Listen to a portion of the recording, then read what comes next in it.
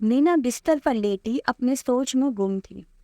उसके मन में एक नहीं बल्कि ढेरों शिकायत थी। घर के हर सदस्य से थी, किसी से कम और किसी से ज्यादा। सबसे पहली शिकायत तो ये थी कि अब कोई इससे पहले जैसा प्यार नहीं करता। कोई उसकी बातों पर ध्यान नहीं देता। सब उपदेश देते हैं, तरीका सिखाने लगते हैं, जैसे अब वह भी छोटी सी बच्ची हो। किसी को भी इसके पास बैठने का समय नहीं है। समय बहुत व्यस्त रहते हैं, जबकि मीना दी के आते ही घर में चहल पहल हो जाती है। सब उसके आगे पीछे घूमने नजर आते हैं। खाने पीने से लेकर उठने बैठने में सब उसका ध्यान रखते हैं। भाई भाभी और माँ के मिलकर खूब महफिल जमती है। हंसी मजाक होता है। तब सबके पास समय ही समय होता है। ये बात माँ को याद दिलाया तो उन्होंने झिड़क दिया कि वो 2 दिन के लिए आती है। वो भी तुझे अच्छा नहीं लगता? कैसी बहन है थी। अब तो भाई और भाभी की भी सुनिए।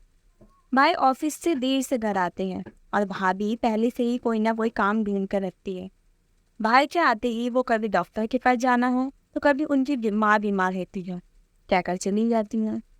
तो कभी कोई मिलने वाला ही चला आता है, तो कभी दोनों सैर सपाटे पर ही चली जाती हैं। रह जाती है तो बस मैं घर में अकेले। और मेरे बारे में कोई नहीं सोचता और मैं बस इसी तरह जलती कुड़ती रहती।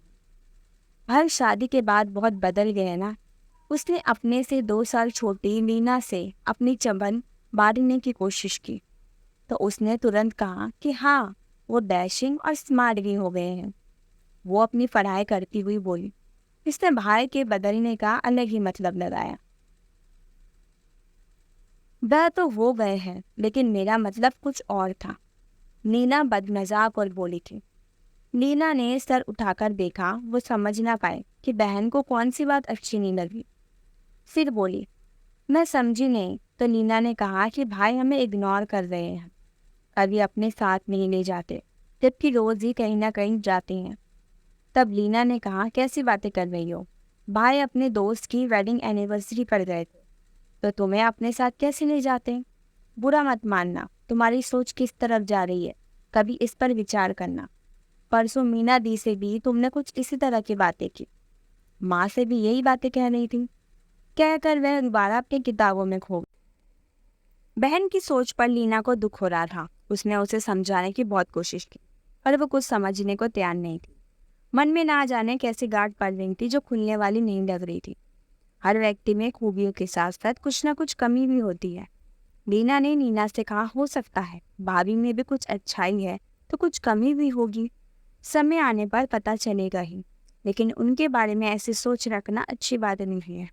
जो बातें तुम सोच रही हो वे गलत भी हो सकती है। इसलिए अपना मन खराब मत करो और अपनी पढ़ाई पर ध्यान दो। आदर्श भाभी, आदर्श बहन बस किताबों में होती है और अभी तक उन्होंने ऐसा कुछ किया भी नहीं है जो तुम उन्हें बुरा साबित करने पर तुली और अपने मन को परेशान कर रही हो। मैं आदर्श बहू और आदर्श भाभी बनकर दिखाऊंगी, नीना ने तपाक से कहा। और सब मेरी मिसाल देंगे कि बहू हो तो ऐसी, भाभी हो तो ऐसी।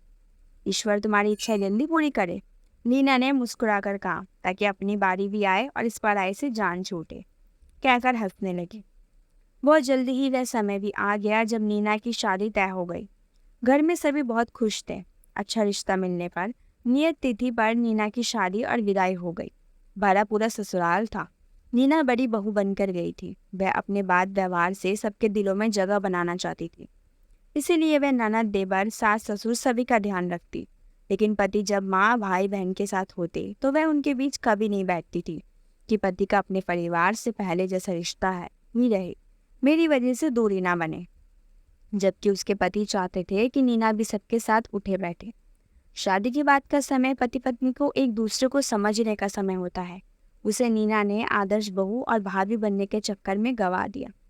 अपने ऊपर असमय ही घर की सारी जिम्मेदारी ओढ़ ली। सास गाठिया की मरीज थी, ननद देवर अपनी पढ़ाई में व्यस्त। कभी ननद किचन में मदद के लिए जाती भी तो वह वापस भेज देती थी कि जाओ एग्जाम की तैयारी करो। प्रतिदिन के कामों से नीना अब थकने लगी थी, पर उसे थकावट और परेशानी की कोई फिक्र नहीं थी। वह पेन किलर ले लेती थी। उसके ससुराल वालों को उससे कोई शिकायत नहीं थी, तो वह समझती थी कि सब उससे बहुत खुश है और आदर करते हैं। लेकिन एक दिन उसकी गलतफहमी दूर हो गई। जब बुआ सास का घर में आगमन हुआ, नीना ने बहुत अच्छे तरीके से उनका स्वागत सत्कार किया।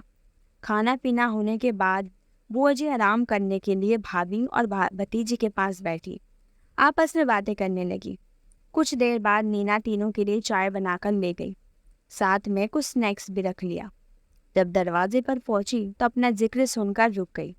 बुआ जी कह रही थी कि बहू ने आते ही किचन संभाल लिया। लगता है घर में इसकी भाभी कोई काम नहीं करती होगी, सारा काम इससे ही कराती रही होगी। इस पर भतीजी रिया ने कहा, सही कह रही है आप बुआ जी, हम सब तो अपने ही घर में अजनबी बनकर रह गए हैं।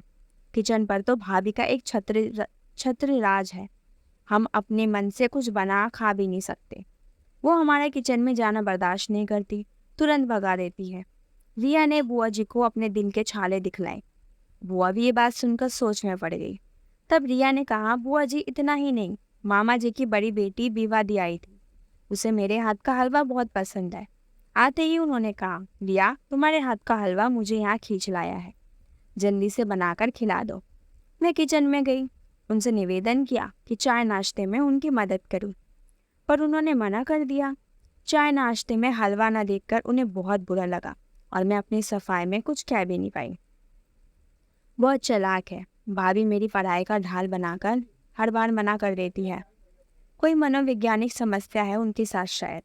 वो चाहती है कि सब उनके आश्रित रहे, उनकी वाह वाह करे, हर काम का क्रेडिट केवल उनको ही मिले, किसी और को नहीं। बुआ जी ने कहा, लेकिन ऐसी लगती तो नहीं, पर क्या कहा जा सकता है किसी के बारे में, साथ रहने पर ही पता चल सकता है। ये सब सुनकर लीना का कलेजा छन्नी छन्नी हो गया। वे अपनी जगह ठिठक कर खामोश खड़ी रह गई। रिया ने कहा, बुआ जी और क्या क्या बताऊं, मैंने तो अपने को बहुत कंट्रोल कर रखा है ताकि घर में शांति व्यवस्था बनी रहे, और भैया को लगता है कि हमें अपने आराम तलबी से मतलब है। फिर भी भूले भटके कभी पास बैठ भी गए तो भाभी बेडरूम में जाकर कुछ उठा पटक करने लगती है और भाई का ध्यान बार बार उधर चला जाता है। तंग आकर कहना पड़ जाता है कि भैया जाकर आप आराम करें, और वो भी तुरंत उठ जाते हैं। भाई की शादी से पहले सोचा था भाभी से दोस्ती और सम्मान का रिश्ता रखूंगी।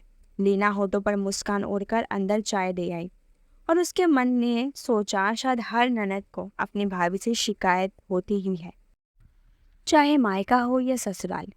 शिकायतें लड़कियों का पीछा कभी नहीं छोड़ती है, चाहे घर के अंदर हो या चाहे घर के बाहर। हम जितना लोगों से एक्सपेक्ट करते हैं उतना हमारे अंदर शिकायतें बढ़ती रहती हैं। इसलिए हम लोगों से एक्सपेक्ट करना छोड़ दे, हम अपनी ज़िंदगी अपने हिसाब से जिए तो ज़्यादा खुश रहेंगे। जितना हम सोचेंगे दूसरों से, उतना ही हमारे दिल में शिकायतें भरती जाएगी, चाहे वो मायके में हो चाहे ससुराल में हो। उम्मीद है आप लोगों की छोटी सी कहानी अच्छी लगी, और अगर अच्छी लगे या आपने पूरा सुना है तो मेरे चैनल को सब्सक्राइब करके मेरा सपोर्ट कीजिए। आपकी थोड़ी सी सपोर्ट से मुझे बहुत मोटिवेशन मिलता है कि मैं नए नए और अच्छे अच्छे वीडियोस बनाऊं।